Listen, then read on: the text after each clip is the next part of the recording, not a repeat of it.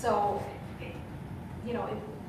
most of the interns were coming from the journalism school. So I had to really push to get into this one newsroom that I really wanted to be at. And the only available time was the weekends. So I spent Saturdays and Sundays. And it turned out to be a blessing in disguise in many ways because they didn't have as many folks working on the weekend as they did during the week. So I got to do interviews and I got to put stories together and I got to go out with reporters. It was a really enriching experience and I networked a lot. And at the end of it, I was told, put together a demo tape, which is basically your resume in television news, and show it to the news director. You never know. So I did that. And I didn't know the news director because he worked Mondays to Fridays. So I had to gather up the courage to go and meet this man that I never knew, who had sort of a godlike aura around the newsroom. And I said, oh, I have my demo tape. I'd love to have your feedback. And he said, okay, just put it over there with a pile of other demo tapes. And I'm like, oh, great. Okay, so a week passed, and another week passed, and a third week passed, and I said, okay, I need to call this man. I phoned him up, and he went on to tell me why I was not going to have a successful career in television news. And after getting off the phone and having 20 minutes of, crying and so on, I actually said to myself, I'm going to prove this man wrong. And I promised myself that day that in a year from now, I'm going to be on that station. I don't care how. And I ended up working for a production company that aired shows on that station, and here to the date, I had filed my first story. And the funny thing about this is 2 years later, I was hired by this news organization under a different news director, and he was on his way out. So he was about to get fired, and 2 months later, he was let go. And the lesson there was, be nice to everyone, whether you're going up the ladder or down the ladder, because you're going to meet the same people in either direction. So be kind to everyone. That's a good one. Yeah. Actually, I saw Hessie raise your hand about having a mentor in your life, so maybe you want to talk about okay. If any of you have worked in advertising, you know that it could be a brutal environment. It's stress related.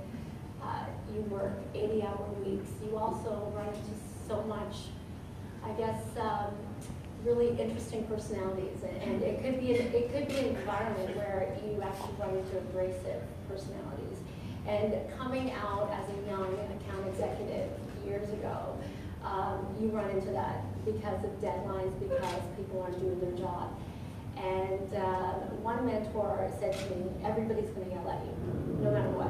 There's always going to be a reason that something happens and somebody needs to get yelled at because that's the only way things get done. So she said, she goes, remember this. That's a weird way. Yeah. But I think it was the state of the nation, and it's the human factor, and people will just do that because they're in the moment. But what she did say is that if anything, always take away the words and take away, actually remove the tone and take away the learning from the words.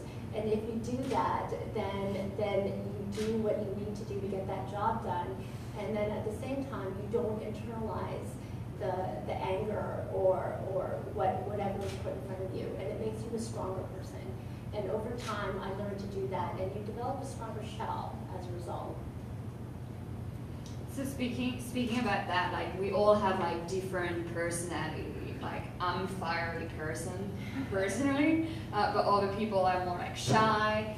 How do you manage your personality when you're working in a unique organization? Like how do you adapt yourself to different personality and different leaders?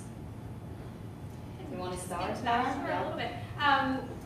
I've done a lot of work in the personality assessment realm back in my HR career, so it actually taught me a lot and built a lot of self-awareness within myself of, about my natural personality and tendencies and preferences and, how I like to communicate and how I like to be communicated to and so on and so forth. But what I really learned is, as a leader, your job is to adapt your personality to what is effective for other people and become aware of everyone else's personalities and what their preferences and tendencies are so that you can get the most in your interactions with people. So I think it's an element of being very self-aware and about yourself and recognizing those traits in other people and taking the onus on yourself to be adaptable and flexible. And that's just what effective communication is really all about. And it's not it's not easy, and I've definitely struggled at times over the years. I had a leader at one point in my career. He was the president of the Canadian Armed